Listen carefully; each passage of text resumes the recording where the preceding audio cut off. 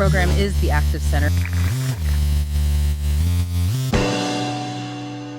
We are looking at the January 2025 Los Angeles wildfires and exploring the pretty intense policy clashes surrounding California's water crisis. Yeah, there is definitely a lot to unpack there. There really is. Yeah. I mean, our mission today is to figure out why firefighters were staring at bone-dry hydrants while regional reservoirs were just sitting there completely full.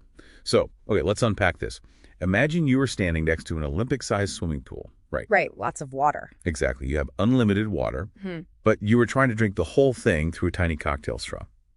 It just doesn't matter how much regional supply you have if your local delivery system is, fundamentally too narrow for the job. Yeah, and during those LA fires, the local demand actually spiked to over 4 times the normal rate. I mean, municipal grids are just engineered for baseline domestic loads. It's like washing dishes and showering. Exactly, or maybe an isolated structural fire.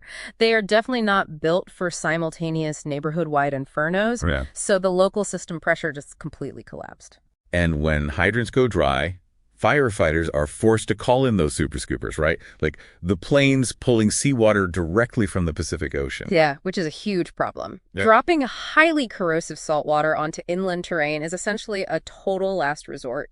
It wrecks the firefighting equipment, and it really disrupts local ecosystems, too. Oh, wow. So it literally destroys the gear they use to fight the fires. It does. And compounding that whole pressure collapse was a major local storage failure right in the middle of the fire zone.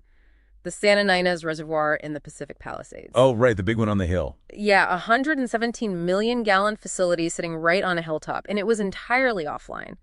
A tear in the cover that was discovered a year prior, back in January 2024, was somehow still under repair. Wait, a full year later. A whole year, which crippled water pressure at higher elevations right when it was needed most.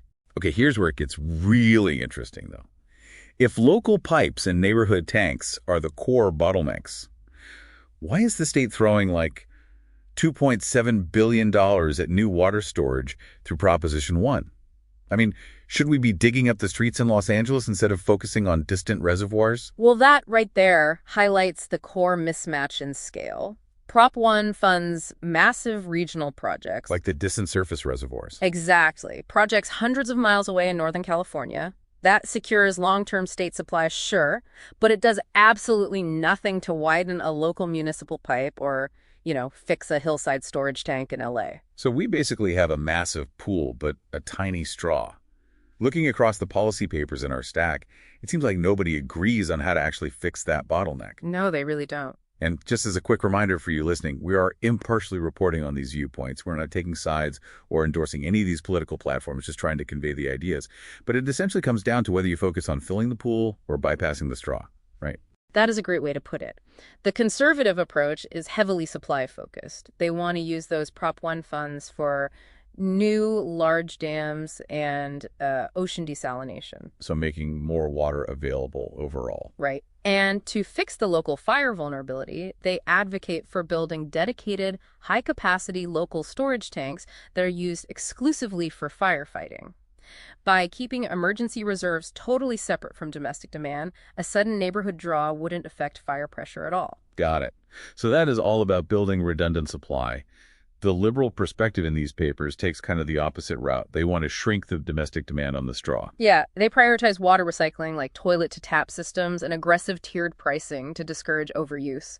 But for the wildfires specifically, their mechanism is upstream watershed health. Which means like forest management. Exactly, aiming to increase natural runoff and resilience rather than just pouring concrete for new tanks. Okay, and then there is the moderate approach, which seems to focus really heavily on risk sharing and local delivery mechanics. Yeah, for instance, they push for mandating redundant pipe loops in high-risk areas.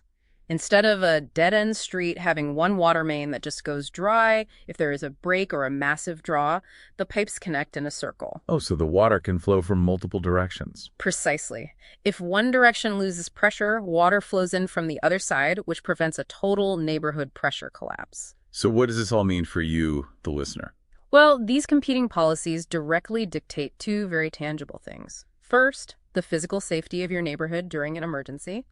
And second, the size of your monthly utility bill as these infrastructure upgrades are funded and built. Yeah, it definitely makes you look at the fire hydrant on your street a little differently. It really does, and I would just leave you with this to think about.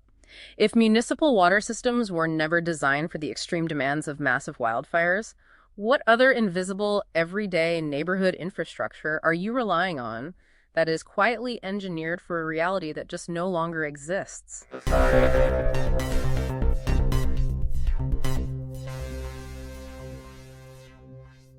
Hello, and thanks for listening. This is David Sepp and the Active Center team. For years, our mission has been to foster a community around engagement, health, and conversation. If you value what we do, please consider supporting us. We've started a GoFundMe to cover our production and operational costs, including those pesky social media fees. Your contribution, big or small, helps us keep going. Thank you.